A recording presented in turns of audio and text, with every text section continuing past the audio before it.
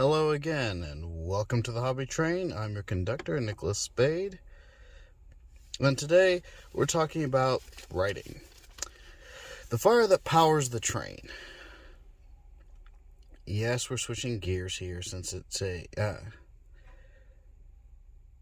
won't be like one of the normal videos, won't be laid out in that manner. But it needs to be talked about, in particular. And so we're going to jump right into it. Obviously, as you know, please like, share, and subscribe. That really helps me out on the YouTube algorithm. And keep in mind that I don't have any sponsors, so I'm not getting paid to do this. And yes, this is for everyone's benefit. But with that being said, we're going to jump right into it. Obviously, there are many types of writing. There's novels or novellas, short stories, poems, copyrights, screenplays, scripts, fan fictions, instructional manuals, and the list goes on and on and on. I'm not going to get into the many different types of writing because we all have daily lives and things we need to get done, and we don't want to be here for the next 4 hours. Also, do keep in mind that these videos wouldn't really be possible without writing because someone's got to write the script. Just saying. Generally, you can write alone. It doesn't need to be a group project. Excuse me. It can be, though. But if it does, just make sure that the person who's also writing, and also someone else has got to do the writing and editing, make sure that everyone's on the same page. That usually comes by just having a general, good old-fashioned sit-down discussion. Say, hey, what do we want to do? What do we want to agree to? Now, if you're going to ask me on what you should write, I'm going to tell you flat out, that is totally up to you. I have no control over that. I'm not going to sit here and tell you what to write. I'm not going to sit here and say that you should write this or that or the other. I will tell you, though, that you should write things that you have in your head, things that are in your imagination. I mean, things that you may thought were, you thought of as a kid, you kept in the back of your head. Maybe you should write those down. Just saying. So, what does anyone need to write? Well, obviously, pen and paper. To a laptop or home computer, and a good grasp on the language and grammar rules, and also the audience you're trying to write to. So, what I mean by pen and paper, obviously, pen and paper you still use to write. A laptop, you can use Adobe. I'm thinking more of the free things here. Adobe. Most of it now, unfortunately, needs you used to be able to use Microsoft Word for free, like you bought it once and then you just used it. Now it's all gone subscription based, which sucks, but usually you could find some type of, I think Google Processing is also a completely free program. There's also ways to change it from a Google Processing, Word Processing, to Adobe, in order for you to be able to upload it to, let's say, anyone who's writing a manuscript and they want to get published or self-published. Your injuries to be sustained in this is basically just carpal tunnel and paper cuts. Yeah, that's pretty much it. Oh, and eye strain and maybe headaches from stress. It happens. But other than that, it's not a very physical adventure. How lucrative can it be? Well, short answer is from nothing to $750,000 per year, and that can go up. That's what J.K. Rowling was signed for Harry Potter and the Fantastic Beasts and Where to Find Them series. Yes, I know those two are interconnected, but that's literally how much they were paid for. In general, though, for movie scripts or screenwrites, they generally pay about $50,000 if they are accepted. If a book is published, it can also bring in about that same amount of money. Only thing is that you also got to be able to make sure you get the royalties for said books or said novels or screenwrites or screenplays, because those are generally those will bring in more money over time. You know, it might seem trivial, but getting $4 or $5 every few months from royalties may seem trivial, but when you add that up over time for the next 10, 20 years, let me do the math, and that can go up. Let's see. Another thing as well is that, I mean, there are millionaires who write books. I mean, most famous people wind up having a book or an autobiography written. Oprah being one of them, Colin Powell being another. I think Dwayne "The Rock" Johnson and I think Kevin Hart also have theirs as well. Keep in mind that none of these people know I exist. None of them are actually affiliated with me. They don't, especially Colin Powell, because got rest his soul in power. He's no longer with us. But a lot of these guys I don't know exist, so I'm not getting any royalties or any pay off of them, just mentioning them. But I mean, a lot of these companies, a lot of publisher companies now. Here's where things get a little critiquish, and this has been my experience, so take it with a grain of salt. A lot of publishing companies and even a lot of Hollywood companies are very left-leaning nowadays. You may send in your manuscript and they reject it, or they don't want to touch it. I've had that happens. I'm not gonna say it doesn't, but there you can still get published. Now there are certain ways to get published, and you got to be careful with these Vanity Fair publishers. So they're and then there's they call them hybrid publishers. These are publishers that they literally kind of prey on authors. They will basically say, hey, you pay us so much amount of money, and they publish your book. Whereas a traditional author, it's, hey, we like your book, we're gonna work with you, we're gonna buy it off of you, and we give you the royalties. That's generally that's the difference between them. Traditional authors, of course, are in every single bookstore, audiobooks, so Kindle, Amazon, Barnes & Noble's, they're there. Whereas vanity publishers, they're not. If they are, they're more like mom and pop type of bookstores. They're not really there, and they're going to want you to really pay them in order to publish your book, and you get the money on the back end, which is not a great deal at all. It's legal, but it's not a great deal.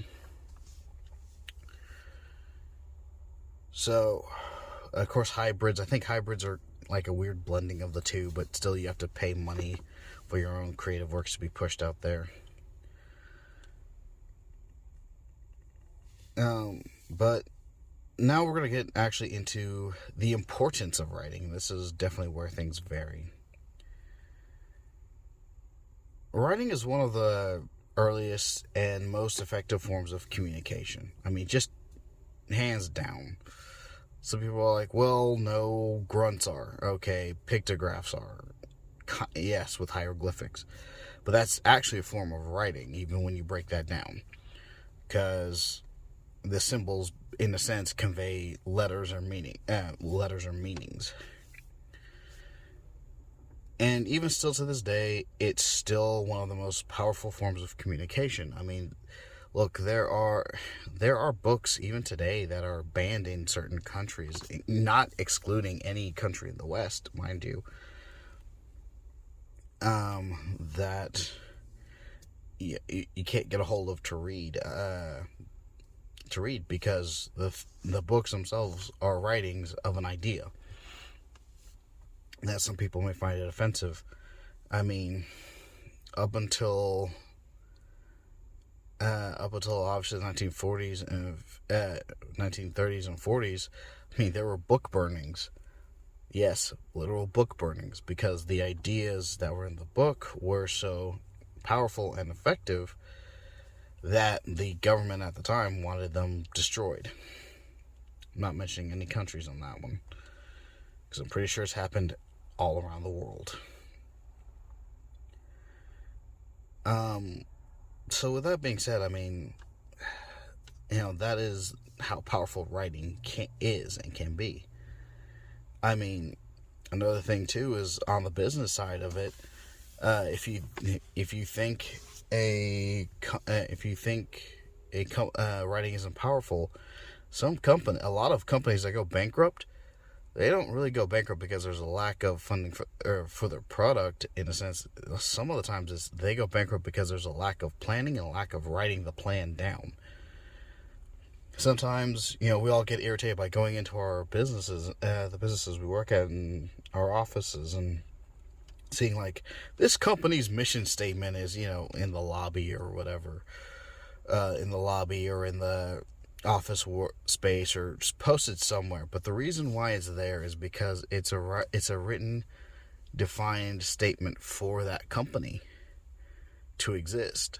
And it's so that everyone knows this is really what you're doing. And it's like, this is part of what you're doing here. Companies that don't have that usually tend to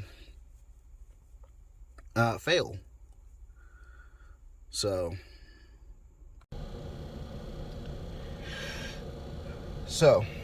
as I was saying, they tend to fail, break down, or just in general, they struggle and have a hard time. People wonder why. Why do these companies have a hard time? Why do they have these issues? Well, it's because things aren't clearly written down. Things are not clearly written out. Also keep in mind, this is also how contracts are written. Believe it or not, even though this is written in a certain legal format, it is stated so that they're written in a way that no one can misconstrue, or no one's supposed to be able to misconstrue what the contract is, what the deal is being made. Another thing too is that, look at, even if you want to see how powerful written words are, or written things are, look at just the buyout from Elon Musk of Twitter. Or even President Donald Trump's his presidency, and how people got so angry and offended over things they would tweet or say on, again, Twitter, and how now that Twitter had to be bought out just in order to really get that type of censoring out of the way, hopefully out of the way, as when this is being recorded. And again, even as I stated, that everyone from the lowest commoner even to the highest president, prime minister, general, soldier, or journalist in particular, they have to write. Especially, and some people will say, well, what I write may not be that important. Well, here's the thing, historically, and I'm talking about actual historical documentation that we have, is by someone literally writing it down. Someone just stopped, took time, and wrote down about things about their day. And that's how we have actual historical evidence, whether people want to say that history is written by the victors or not, or our history's a lie, or the only way we even know that history exists is because someone sat and wrote it down. or left clues and instruments. This is also part of why archaeology is still a major science. And these things matter, whether it's from just a lowly person to to even the highest, highest leader of a nation. Also, another thing too is that writing is inspiring. I mean, writing can be very inspiring.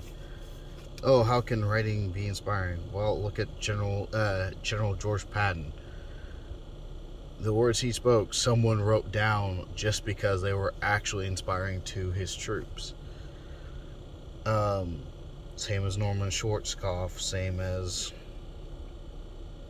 Tecumseh, or I mean, even in a way, the music of the Beatles. Even though they're singing it, it still had to be copied down in some way, shape, form, or fashion. And a lot of times, in order for them to even be able to perform the song in any real correct way, they had to write down the lyrics for the song. In fact, that's what lyrics really are, is someone writing down the song. I mean, again, here's a big one. Look at Lord of the Rings. Before J.R. Tolkien wrote the Lord of the Rings, the Silmarillion, and the Hobbit, there really wasn't much of anything that was like that in that day, and yet it has inspired, obviously, Peter Jackson's movies. We won't talk about what Amazon did. But it's even inspired. I mean, this is how Wizards of the Coast, which owns Dungeons and Dragons, which is a massive company. $billion industry company exists because they kind of took what J.R. Tolkien did. They put their own twist on it and made it into a playable game that had to deal a lot with writing and math. And yet, a couple decades, how many ever decades later, there's not a lot that gets past. There's not a lot of fantasy elements that get past in just media without their say so. So again, writing, or another one, Warhammer. There's another massive game that has plenty of books to it, and is literally designed so people can almost literally add to it, and kind of with its own ambiguity. Another thing too is that writing can also be very damaging. As I had mentioned earlier, I mean, you had book bannings, book burnings. Another thing too is that deals are written and made, and I mean, this is how you have war. Some of it's how you have wars and proxy wars. Sometimes, the whole phrase, the pen is mightier than the sword. Part of that's because it's the pen that starts the wars. It's the pen that requires the sword. Really.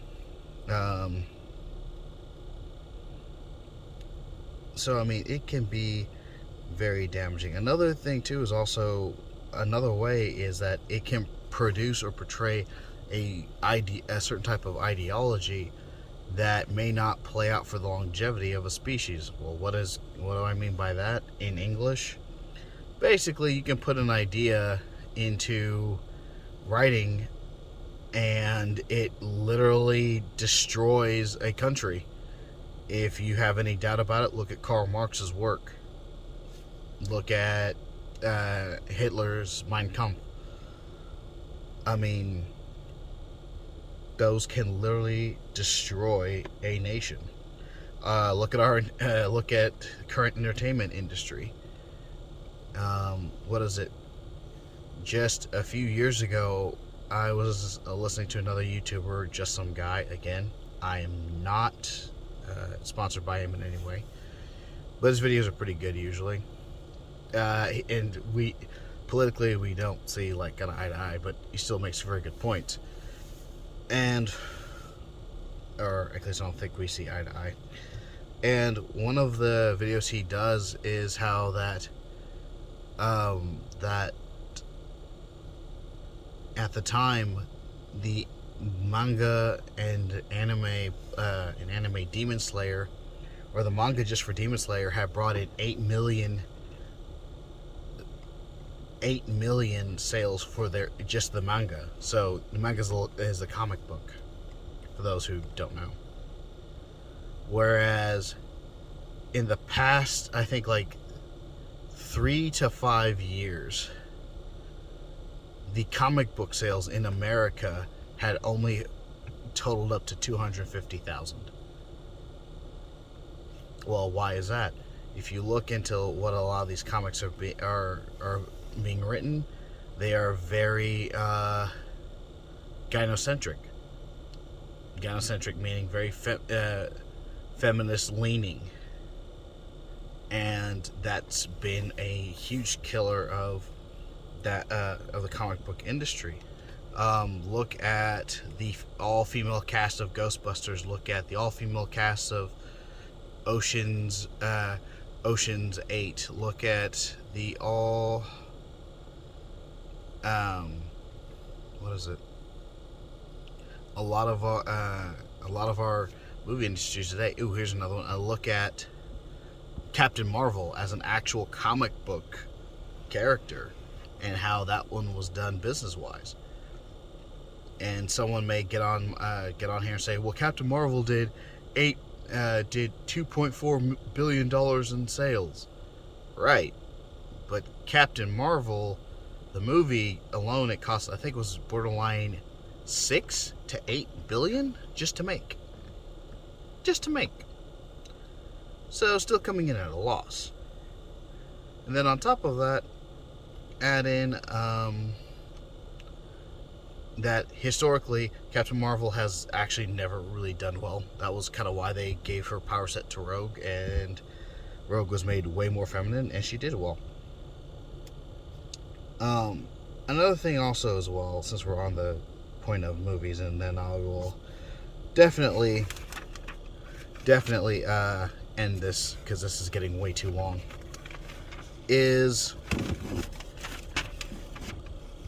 that honestly a lot of people have been complaining about these feminist movements in our writings, in our, because again, I'm, in our books, because it's just not limited to film and TV, but in our books, in our films, in our TV, in our radio, in our music, everyone's definitely complained about it. Well, here's the thing. How about we start writing things and putting together companies to publish things that are against that type of writing, and against that type of publishing, and against that type of narrative, and start putting out our own. I mean, no offense, but the LGBTQ, that's what they did. They kind of started in bars, and then they grew up from there. And they created their own writings and their own narratives, and now they've taken over the mainstream with it. Well, maybe we should do the same to get our entertainment out, to get our word out, to get our publishing out. Anyway, this video is way too long, so I'm going to go ahead and end it there with that note. Keep in mind, please like, share, and subscribe if you like this content, and many more. Our next video, which will be coming up next week on Christmas week, I am very well aware, is going to be running and walking. And this is more about how you get around the train. So, thanks, be safe, have a nice one, and I'll see you in the next one.